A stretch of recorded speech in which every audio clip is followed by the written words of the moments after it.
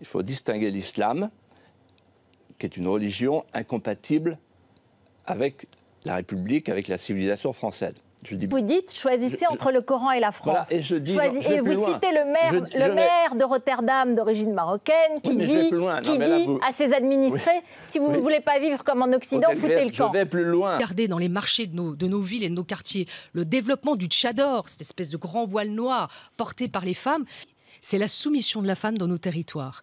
C'est ça qui se joue. Et je ne laisserai pas faire en France. Ça, je vous le dis, Yo, c'est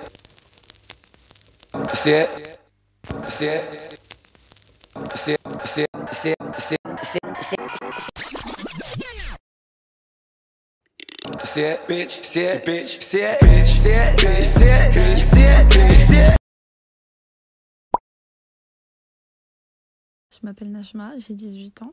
On m'a demandé de parler de ce que je ressens par rapport à l'islamophobie en France, comment je le vis. Et déjà, l'islam en général, c'est un sujet qui est beaucoup trop présent en France. Là, en ce moment, ça s'est calmé parce qu'il y a les grèves, etc. En fait, il y a des phases où les médias, les politiques vont s'axer sur l'islam et ne parler que de ça. Et en fait, on ressent une vraie différence. Le comportement des gens change, en fait, dans ces périodes-là. Parce que dans la rue, on se sent beaucoup plus observé. Surtout à Paris, moi personnellement, j'habite dans 93, donc dans 93, il n'y a aucun souci. Mais par exemple, quand je vais à la fac à Paris, on ressent vraiment une différence. Les gens dans les transports qui te regardent bizarrement, et les gens dans la rue aussi. Et pour donner un exemple, cette année, ça a été vraiment fort avec la femme voilée qui était, je crois, dans une assemblée ou un parlement. À ce moment-là, on a beaucoup parlé sur l'islam pendant une longue période. C'était vraiment lourd, parce que c'est des débats qui tournent en rond, où on invite très peu de musulmanes. On a vu quelques musulmanes qui ont pu être invités, qui ont pu parler de leur islam, tout simplement.